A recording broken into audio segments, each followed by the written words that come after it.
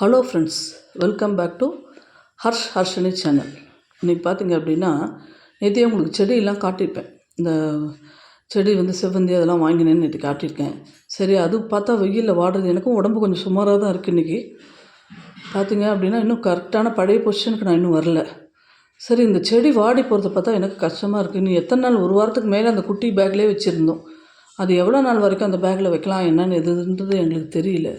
சரி, சப்போஸ் செடி வாடி போச்சுன்னா என்ன பண்ணுறது, பாவமாக இருக்குமே அப்படின்றதுக்கோசரம் செடி நடுவோம். செடி நடும்போது பார்த்தீங்கன்னா, எப்போது நம்ம வீட்டில் குட்டிஸ் இருந்தால் அவங்கள கூப்பிட்டு அதில் இன்வால்வ் பண்ணிக்கணும். வளர்கிற கையால் செடி நட்டால் வளரும், நல்லா வளரும் அப்படின்வாங்க. அதனால சும்மா சப்போர்ட்டுக்கு நான் பிடிச்சிட்டு அர்ஷினி கூப்பிட்டு நட சொன்னேன். 2 பேரும் அவ்வளோ இன்வால்வ்மெண்ட்டோடு அதை செஞ்சாங்க. ரொம்ப சூப்பராக செஞ்சாங்க. பார்த்திங்கன்னா மண் பார்த்திங்கன்னா சைட்லேருந்தே எடுத்துக்கிட்டேன். மண் ரொம்ப விலையாக இருக்குது அப்படின்னாங்க.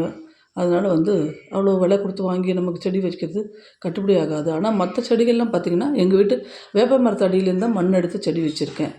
அதனால் இந்த செடி அதே மண்ணிலே எடுத்து வச்சேன். அதெல்லாம் நல்லா தான் வளர்ந்துருக்கு. மற்ற செடி எல்லாமே நீங்கள் பார்க்குறீங்களே, நல்லா தான் வளர்ந்துருந்தது.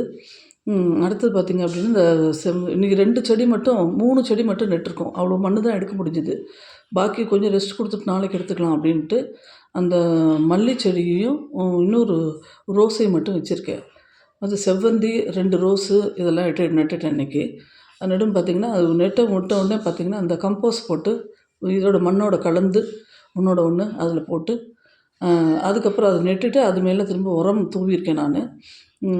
என்ன தூவிட்டு அப்படியே சைடில் வச்சுருக்கேன். சைடில் இடமே எங்களுக்கு வெயில் வராது, அதுபடி இருக்கும். அந்த செடிகளை வச்சா நான் துணி ஒன்றுத்தினா அந்த இடத்துல வெயில் வராது. இப்போ அடுத்த பிளான் பண்ணணும், அந்த செடிகளை எங்கே தூக்கின்னு போய் நான் வைக்கிறது அப்படின்னு. மனதுக்கு ஆசையாக தான் இருக்குது, நிறைய செடி வளர்க்கணும், நல்லா இது பண்ணணும்னு. ஆனால் பார்த்திங்கன்னா இடப்பற்றாக்குறை தான் இதாக இருக்குது. என்னென்னா, கொஞ்சம் கூட சைடில் நாங்கள் ஏற்கனவே கட்டின வீட்டை வாங்கியிருந்தனால எங்களால் ஒன்றும் அதை ஆல்ட்ரன்னு கை வச்சா மேலே இருக்கிற வீடும் இதாகும். அதனால் செலவும் ஜாஸ்தியாகும். இப்போ தான் இதில் போட்டு லோனெல்லாம் போட்டு வாங்கியிருக்கிறதுனால அது இப்போதைக்கு அதில் எதுவுமே எங்களால் செய்ய முடியாது. அதனால் நம்மளால் முடிஞ்ச சின்ன சின்ன வேலைகளை மட்டும் கொஞ்சம் ஆல்ட்ரனேஷன் பண்ணிவிட்டு அப்படியே ஓட்டிகிட்ருக்கோம்.